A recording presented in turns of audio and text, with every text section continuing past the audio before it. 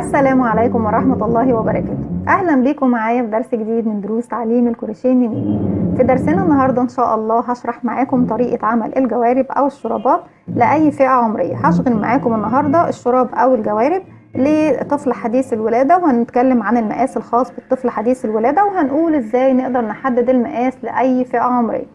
طبعا اللون اللي انا اشتغلته دوت او الاطار الاخير هو اعتقد ان هو بناتي شويه او بناتي خالص كمان، فلو هنشتغل الشراب لطفل بيبي ولد هنستغنى عن الاطار الاخير منه، وهنغير طبعا اللون، هنعمل الالوان الخاصه بالاولاد او المناسبه للاولاد. احنا ممكن طبعا نلبسه للبيبي بالشكل ده، وممكن كمان نطبقه كمان بالشكل دوت، بيكون شكله حلو قوي.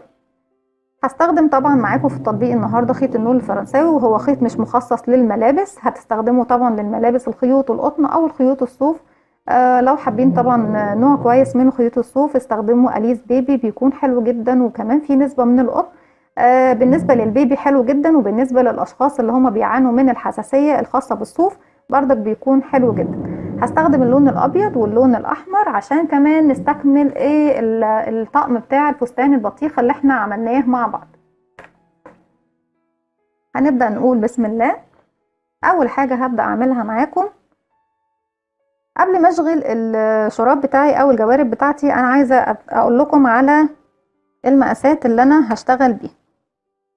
اول حاجه هبدا اعملها معاكم او هاخدها معاكم ان انا بشوف عرض الرجل، يعني بجيب لو دي مثلا رجل البيبي اهي، بجيب الكعب بتاعها بالشكل ده اهو، اعتبر ان ده كعب الرجل بتاع البيبي او الشخص حتى لو كبير، وبجيب المتر بتاعي، بلف المتر بتاعي حوالين المنطقة اللي بعد الصوابع اللي هي وش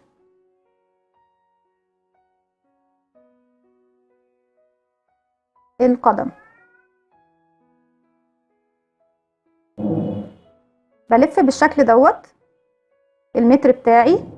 هو عندي هنا 10.5 سنتي، هو المفروض يكون 11 سنتي، من 10.5 ل11، وهو كده كده اساسا زي ما احنا شايفين الخيط بتاعنا بيمط، هو اساسا عند ال11 فعلا، انا مش واخده بالي. المفروض ان هو يكون عرض القدم كلها، المحيط بتاع القدم كلها بلفه على كعب الرجل كله من الاسفل للاعلى، بيكون 11 سنتي. بعد كده انا عايزه العرض بس، عامه المحيط انا مش هستخدمه كتير، لكن انا هستخدم ايه؟ هستخدم عرض القدم. يعني ده دلوقتي كف الرجل هو في وشي كده، بجيب المقاس بتاعي في المنطقه دي بعد الصوابع وبقيس العرض بتاعي. عرض القدم بالنسبه للبيبي حديث الولاده بيكون 5 سنتي، زي ما احنا شايفين اهو الشراب بتاعنا او الجوارب بتاعتنا 5 سنتي، ده اول مقاس انا هعتمد عليه. تاني مقاس انا بحتاجه طول القدم كاملة، باجي من عند اول الاصابع وبقيس بالشكل ده طول القدم بتاعتي. طول القدم بتاعتي بتكون للطفل حديث الولادة 10 سنتي زي ما احنا شايفين بالشكل ده. يبقى انا هعتمد على ايه دلوقتي؟ هعتمد على عرض القدم وطول القدم. المحيط طبعا احنا عارفين هو ان هو الدايرة كاملة حوالين الرجل. هعتمد على المحيط في ايه بقى؟ ان انا كل ما بشتغل الدايرة بتاعتي وبوسع فيها وبشتغل، بشوف فعلا بلبس الطفل او الشخص اللي بعمل له الشراب، بلبسه له، بشوف اذا كان هو هيضايقه من هنا ولا هيكون المقاس اللي احنا بنحدده مناسب. ده بس اللي بستخدم فيه محيط القدم. لكن المقاس الخاص بطول القدم كامل انا هحتاجه طبعا، هو ده اللي هيحدد لي طول الشراب بتاعي، والعرض هو برضك اللي هيحدد لي عرض الشراب بتاعي بالشكل دوت. هنبدأ بسم الله الرحمن الرحيم. اتفقنا طبعا عشان نكتبهم بس دلوقتي. محيط القدم بالنسبة طبعا للبيبي حديث الولادة بيكون 11 سنتيمتر. عرض القدم 5 سنتيمتر. طول القدم بيكون 10 سنتيمتر. هنشوف دلوقتي كمان هنبدأ نشتغل ونحددهم مع بعض ازاي. بسم الله الرحمن الرحيم. هنبدأ نعمل على ايدينا دايرة سحرية، وزي ما اتفقنا هنبدأ بغرزة الحشو بالشكل ده. هلف الخيط على صباعي واعمل حرف الاكس والف صباعي الناحية التانية، وهشتغل بالإبرة. هدخل تحت أول لفة وأسحب تاني لفة بالنسبة لمقاس الإبرة كمان قبل ما نبدأ الشغل بتاعنا اللي هو ممكن نستخدمه في الأصواف، هيبدأ المقاس بتاعنا من إبرة رقم 2 لإبرة رقم 3. ده بالنسبة للصوف اللي هو بيكون يعني زي يعني قريب جدا من المقاس بتاع الخيط بتاعي ده، لأن الأصواف عامة بيكون يعني أسمك شوية من الخيط ده، فأفضل إن احنا نستخدم إبرة من 2، يعني الاتنين ونص ل3 بتكون حلوة جدا. الاتنين هتبقى حلوة بس هيكون مقاس غرزة هتكون ضيقة شوية، بس بردك ممكن نستخدم رقم 2. وهرتفع سلسلة علشان اقفل الدايرة السحرية بتاعتي، وداخل الدايرة السحرية هشغل 6 غرز حشو. 1 2 3 4 5 6. بطرف الخيط القصير هشده واقفل مركز الدايرة بتاعتي، سنتر الدايرة بتاعتي بالشكل ده.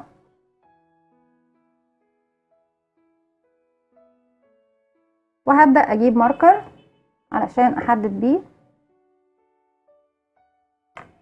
لو حابين ان انتوا تشتغلوا بشكل حلزوني هنشتغل بالماركر، ولو حابين ان انتوا ما تشتغلوش بالماركر او هتتلخبطوا فهنقفل بمنزلقة في اول غرزة احنا ارتفعناها، وبعد كده ارتفع سلسلة واكمل السطر اللي بعده بشكل طبيعي.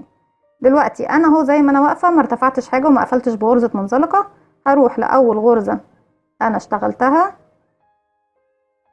هدخل في حرف الفي بتاعها كامل،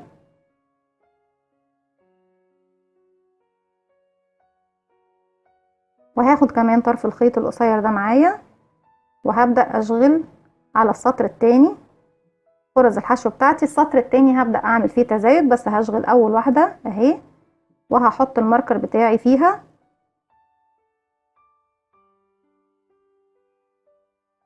وهشغل تاني في نفس الفراغ غرزة كمان، لان انا عايزة على 6 غرز اخليهم 12، يعني هشغل تزايد فوق كل غرزة. كده بقى معايا 2 ودي اول واحدة. كده التانية هنشغل فوقيها 2 1 2 رقم 3 1 2 رقم 4 1 2. زي ما انتوا شايفين انا بدخل في حرف الفي وبحط كمان على الابرة معايا الخيط اللي هو القصير عشان اخفيه. رقم 5 1 2 دي اخر غرزة معايا رقم 6. ودايما لما بكون بعمل تزايد لازم اخر غرزة تنتهي معايا بعدد زوجي من الغرز عشان اتأكد ان العدد بتاعي صحيح. كده بقى معايا 12 غرزة حشو. هروح لأول غرزة طبعا فيها الماركر بتاعي. انا لسه طبعا محتاجة ان انا اتزايد، انا محتاجة ان انا اشتغل 5 سنتي اللي هي عرض القدم بتاعنا. هروح لأول غرزة وهبدأ اتزايد بنفس الطريقة اللي بتزايد فيها هشيل طبعا الماركر في الدايرة. هنشتغل اول غرزة بدون تزايد، وهحط الماركر تاني في اول غرزة عشان ما اتلخبطش، وتاني غرزة هي اللي هشغل فيها تزايد بحيث ان انا عايزة العدد يوصل معايا ل 18 غرزة حشو. كده اشتغلنا واحدة، نشتغل واحدة كمان في نفس الغرزة وهكذا. اول واحدة بدون تزايد، تاني واحدة هشغل فيها تزايد، يعني هشغل فيه نفس الفراغ مرتين، ونكرر الراوند بتاعنا واحدة غرزة حشو بدون تزايد، والغرزة اللي بعدها هنشغل فيها مرتين، وهكذا واحد بدون تزايد. رقم 2 هنشغل فيها مرتين، واحد بدون تزايد. 2 هنشغل فيها مرتين، واحد بدون تزايد، واتنين هنشغل فيها مرتين. وزي ما احنا شايفين هي اخر غرزة معايا، واتفقنا بردك هنكرر نفس المعلومة لان هي معلومة جدا انا بحب دايما في كل الدروس ان انا اقولها. لما بكون بعمل تزايد في الدايرة لازم الاخر غرزة عندي تكون فيها رقم زوجي من الغرز عشان اتأكد ان العدد بتاعي مظبوط، والا هنتننا طول ما احنا شغالين نعد، وطبعا دي حاجة بتلخبط وتكون مملة جدا. هنشيل الماركر وهروح لاول غرزة اشغل فيها غرزة اهي، واحط الماركر بتاعي تاني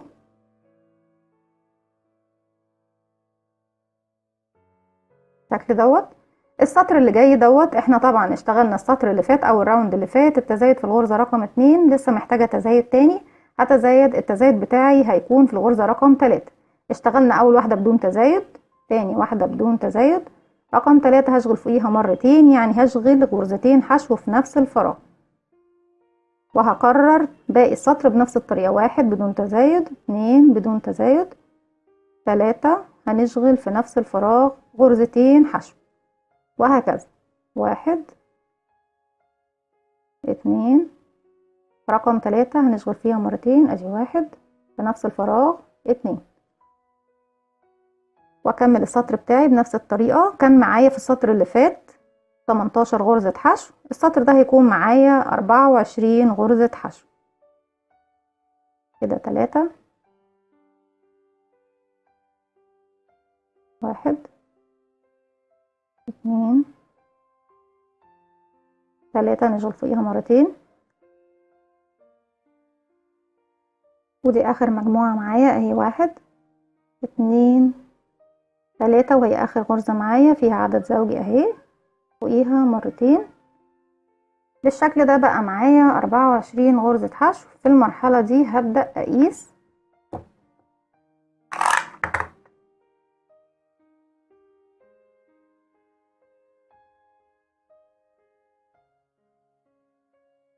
بقى معايا 4.5 سنتي، انا محتاجة 5 سنتي، فمش مشكلة لان طبعا الخيوط بتمط، احنا لو شدناه كمان هنلاقيه ال5 سنتي بتوعنا اللي احنا محتاجينهم. يبقى كده انا مش هزود تاني في التزايد بتاعي، هوقف التزايد لغاية الراوند دوت. هبدأ في المرحلة اللي جاية ابدأ اشتغل. احنا هنقسم الرجل بتاعتنا زي ما احنا شايفين، الرجل بتاعتنا بتكون بالشكل ده. هنلاقي ان ال10 سنتي اللي احنا محتاجينهم لطول الرجل، هنلاقي التلتين بتوعهم مقسومين في بداية الرجل لغاية المفاصل اللي هي بتكون العظمة اللي بتكون هنا دي، اللي هي العظمة المدورة اللي بيكون في الجنبين. هنقف لغاية عندها، لان طبعا احنا زي ما احنا شايفين اهي، هتبدأ العظمة اللي طالعة للرجل نفسها من المنطقة دي، فهشتغل تلتين العدد اللي معايا في المنطقة دي، وهشتغل التلت في الجزئية دي. هشتغل هنا دلوقتي يعني انا معايا عايزة 10 سنتي او 9 سنتي، فهنقول ان انا هشتغل هنا 6 سنتي، وهشتغل بقية الكعب بقية المقاس في الكعب. يبقى هشتغل عدد من السطور بما يوازي 6 سنتي بدون تزايد. هنشيل الماركر بتاعنا وهبدأ اشتغل بدون تزايد، يعني كل غرزة عليها غرزة حشو زيها بالظبط بدون اي تزايد. انا طبعا لسه بحط الماركر لان طبعا انا عايزه اعرف اول السطر بتاعي فين من اخر السطر. هنشتغل طبعا زي ما اتفقنا غرزة حشو فوق كل غرزة حشو زيها لغاية ما اوصل لمسافة 6 سنتي. هكمل لغاية ما اوصل 6 سنتي وهرجع لكم. رجعت لكم تاني، وبالشكل ده اكون اشتغلت 11 سطر، لكن طبعا العبرة مش بعدد السطور اللي هنشتغلها، العبرة بطول القدم اللي احنا بنشتغلها للشخص نفسه.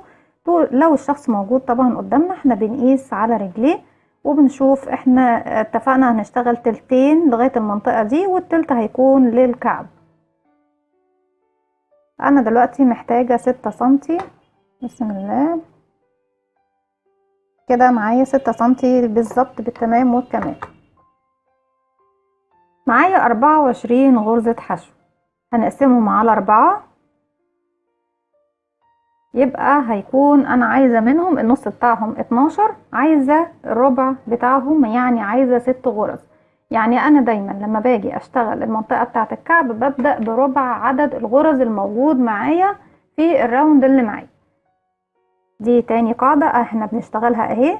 في المكان اللي انا هشتغله هشتغل 6 غرز. 1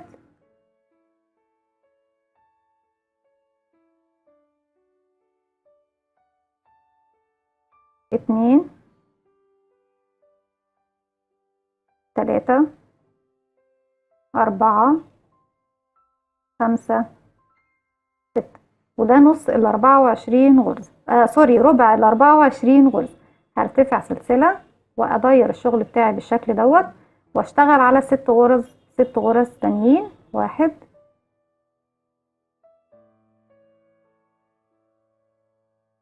2 3 4 5 6. انا دلوقتي اهو اشتغلت 6 غرز على ال6 غرز اللي انا اشتغلتهم في الراوند اللي فات. طبعا الراوند اللي فات هما كانوا 6 غرز بس، وطلعت تاني بسلسلة واشتغلت عليهم 6 غرز زيهم بالظبط. دلوقتي دي الغرزة اللي انا كنت واقفة فيها في بداية السطر اللي فات، اللي هي دي اللي جنب ال6 غرز اللي احنا اشتغلناها ديت. الفراغ دوت او الفراغ بعد ال6 غرز هدخل فيه وهعمل غرزة منزلقة، بخرج منه من الحلقة اللي على الابرة بالشكل دوت. بعد ما عملت غرزة منزلقة هرتفع سلسلة وهلف الشغل بتاعي وهشتغل فوق المكان اللي انا عملت فيه غرزة المنزلقة، هشتغل غرزة حشو بالشكل ده. هتزيد معايا غرزة حشو، ادي 1 2 3 4 5 6 واللي زادت معانا اهي بقوا 7. من المكان اللي انا واقفه فيه اول غرزه هتقابلني اهو، اول فراغ بيقابلني بعد ال7 غرز. طبعا دي احنا شغالين فيها فمش هشتغل فيها تاني، هروح للي بعدها دي، هدخل في الفراغ واشغل غرزه منزلقه من نفس المكان اللي انا واقفه فيه. هرتفع سلسله وهلف الشغل بتاعي وهشغل على الغرز دي غرز حشو، وبما فيهم طبعا غرزه المنزلقه اللي انا اشتغلتها هشتغل فوقيها غرزه حشو بالشكل ده. هيزيد معايا عدد الغرز كده، اول 1 2 3 4 5 6 7 8. من نفس المكان اللي انا واقفه فيه اخر غرزه طبعا من تحت اهي احنا شغالين فيها، هروح للي بعدها الفراغ اللي ما فيهوش شغل ده زي ما احنا شايفينه اهو، ده هدخل فيه وهشغل غرزه منزلقه. هرتفع سلسله من نفس المكان وهلف الشغل بتاعي بالشكل دوت، وهشغل على كل الغرز غرزه حشو بما فيهم المنزلقه اللي احنا لسه عاملينها. هيزيد معانا العدد يبقى 9، ادي 1 2 3 4 5 6 7 8 9. بكرر نفس المسألة، المكان اللي اشتغلنا فيه اخر مرة اهو باينة ان الغرزة شغالينها فمش هدخل فيه، هدخل في الفراغ اللي جنبيه على طول اللي احنا مش شغالين فيه. اول فراغ يقابلني بدخل فيه واعمل غرزة منزلقة، الف الخيط واخرج كمان من الحلقة الموجودة معايا على الابر. هرتفع سلسلة وهلف الشغل بتاعي بالشكل دوت وهشتغل على كل الغرز بما فيهم غرزة المنزلقة. مفروض يكون معايا 10 غرزة حشو، ادي 1 2 3 4 5 6 7 8 9 10. من نفس المكان اللي انا واقفة فيه هروح لأول فراغ يقابلني وهشغل غرزة منزلقة وهرتفع سلسلة من نفس المكان وهلف الشغل بتاعي وهشغل في كل الغرز. هيبقى معايا 11 غرزة حشو في الراوند ده، ادي 1 2 3 4 5 6 7 8 9 10 11. اول فراغ يقابلني هدخل فيه وهشغل غرزة منزلقة وارتفع سلسلة والف الشغل بتاعي واشغل على كل الغرز. مفروض في السطر دوت هيكون معايا 12 غرزة حشو، وده السطر اللي هوقف فيه الشغل بالطريقة دي، لان احنا كده هنكون وصلنا لنص عدد الغرز اللي معايا في الراوند اللي هي 24، وصلنا لل 12. فبالتالي انا مش هشتغل بالطريقة دي تاني، وهنشوف هنعمل ايه بعد الغرزة ال 12. كده 2 3 4 5 6 7 8 9 10 11 12. وبكده نكون وصلنا لنص عدد ال 24 غرزة وبالشكل ده زي ما احنا شايفين اهو الكعب بتاعنا اتشكل. من نفس المكان اللي انا واقفة فيه هبدأ اروح للمكان دوت اول فراغ يقابلني وهبدأ اشتغل غرزة حشو. وطبعا هحط الماركر بتاعي في المكان دوت لان ده هيكون بداية السطور بتاعتي اللي جاي. وهشتغل على كل الغرز كده 2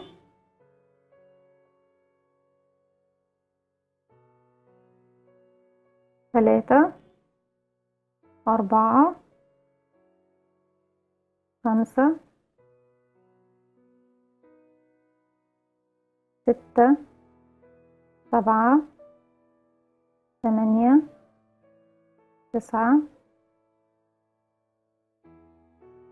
10 11 12. وصلنا للمكان اللي هو دوت اللي احنا كنا شغالين فيه. هروح على طول للغرزة اللي قصادي دي كده 13. بشتغل مستمر 14 15 16 17 18 19 20 21 22 23 24. كده وصلنا للعدد بتاعنا هو اللي كنا شغالين بيه في الدوران دوت. قبل ما نكمل طبعا عايزة برضك اوريكم الشغل بتاعنا. احنا اتفقنا ان العرض بتاع القدم احنا بنقيس عرض القدم من المنطقة اللي تحت دي اللي هي عرض القدم بيكون وش الرجل كلها، المنطقة دي اللي بعد الصوابع بنقيس هنا بيكون انا المقاس اللي قسته طبعا المقاس المخصص للبيبي بيكون 5 سنتي. احنا كده معانا كده 5 سنتي مظبوط. طول القدم بتاع البيبي 10 سنتي زي ما احنا شايفين اهو. المقاس بتاعنا يدوب بالملي. اشتغلنا تلتين اللي هو وش الرجل والتلت الباقي هو اللي كان اشتغلنا فيه الكعب. وزي ما اتفقنا عدد الغرز اللي بيكون معايا بعد ما بخلص التلتين بقسمه على 4 وبشتغل بالربع بس لغاية ما بوصل للنص بنفس الطريقة اللي انتوا شفتوها اللي فاتت دي. وبعد كده بشغل السطر بتاعي كله بطريقة اللي هي الطريقة الحلزونية عادي، مفيش اي مشاكل عندي خلاص بغرز الحشو بتاعتي. هتني ارتفع بنفس الطريقة دي. دلوقتي نشيل الماركر ونبدأ نشتغل تاني السطر او السطر الجاي الجديد ده غرز حشو فوق كل غرز الحشو بتاعتي. وبحط طبعا الماركر عشان اعرف اول السطر بتاعي فين.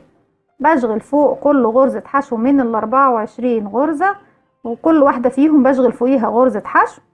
وبفضل ارتفع طبعا عدد السطور اللي انا محتاجاها لطول الجوارب او طول الشراب اللي انا محتاجاه. بنفس الطريقة دي بفضل الف الف الف الف لغاية ما بوصل طبعا لطول الشراب اللي احنا محتاجينه. ايا كان طبعا بقى عدد السطور اللي انتوا هتشتغلوها ده يرجع لكم. تحبوا قصير اعملوه قصير، تحبوه طويل اعملوه طويل وممكن اطول من كده كمان. هرجع لكم لما اوصل للطول اللي احنا اشتغلناه دوت. هو انا كنت اشتغلت هنا 1 2 3 4 5 6 7 8 9 10 11. اشتغلت 11 سطر. هكمل لغاية ال 11 سطر وهرجع لكم عشان نكمل الاطار مع بعض. رجعت لكم تاني بكده اكون خلاص خلصت ارتفاع الشراب او الجوارب بتاعتي الشكل دوت. وده شكله اهو.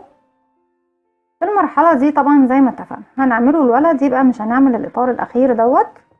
وممكن بس ندخل لون جديد ونعمل السطر الاخير بلون مختلف.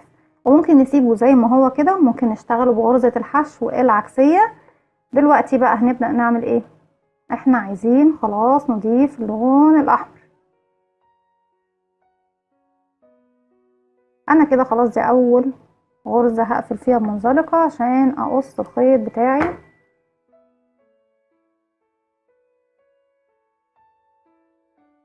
خلاص مش هشتغل بيه. ومن نفس المكان اللي انا فيه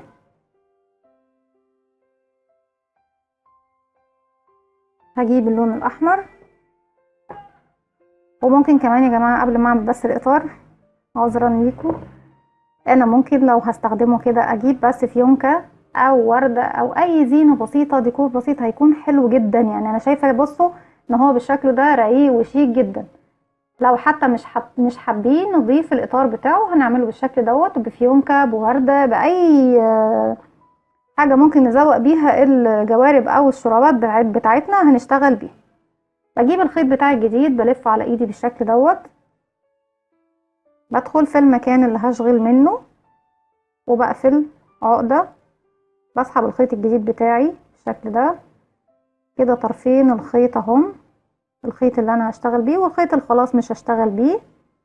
ارتفاع سلسلة، ارتفاع غرزة الحشو، في نفس المكان اللي انا واقفة فيه هعمل غرزة حشو، وبعد كده هلف الخيط على الابرة، هفوت تاني فراغ، تاني فراغ ده مش هشتغل فيه، هروح لتالت فراغ هشتغل 5 عمود بلف. وزي ما انتوا شايفين بدخل في الفراغ، وكمان فوق الابرة بيكون معايا طرفين الخيط اللي مش هشتغل بيهم. 1 في نفس الفراغ، 2 عمود بلفة، 3، 4، 5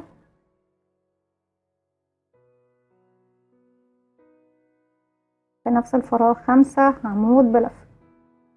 هفوت الفراغ اللي بعده وهروح لتاني فراغ هيقابلني وهعمل غرزة حشو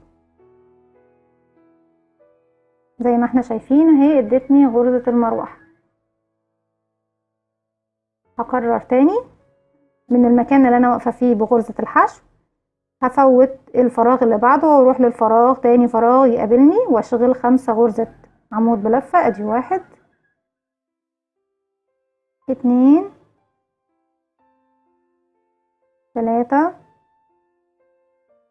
4، 5 في نفس الفراغ بالشكل دوت. هفوت اول فراغ يقابلني وهروح للفراغ التاني وهشغل غرزة حشو. تاني هفوت فراغ واروح للي بعده، 5 غرزة عمود بلفة. 1، 2، 3،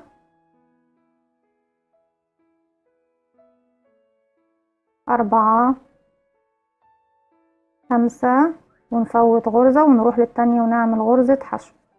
هكمل طبعا بقية الراوند بتاعي بنفس الطريقة وهرجع له. رجعت لكم تاني وكده اكون خلاص خلصت اخر مروحة معايا. هنفوت واحدة ونروح للاخيرة نشغل غرزة حشو، وفي اول غرزة طبعا احنا كنا شغالينها هقفل بغرزة منزلقة. بص الخيط بتاعي خلاص، شد الخيط بالشكل دوت، وبخفي طبعا الخيوط الزيادة داخل الشغل تحت الغرز بالشكل ده. بيكون ده شكل الاطار بتاعنا زي ما احنا شايفينه. زي ما اتفقنا لو هنلبس الجوارب بتاعتنا بالشكل دوت، ممكن لو كمان حابين تضيفوا الفيونكة تضيفوها يكون ده الشكل، وممكن لو حابين نطبقه بالشكل دوت. هو الفيونكة لو سادة هنحطها بصراحة لكن انا شايفة ان هي ممكن يعني مش ممكن تتحط قوي كده بالشكل ده. وزي ما اتفقنا طبعا ده يرجع لكم، حابين نعمله بالشكل دوت، حابين نعمله بالفيونكة، مفيش مشكلة. دي كانت طريقة الجوارب بتاعتنا النهاردة. اتمنى يا رب النهاردة الفيديو ينول اعجابكم. لو عجبكم الفيديو اعملوا لي لايك وشير وسبسكرايب، واستنوني فيديو جديد من وي.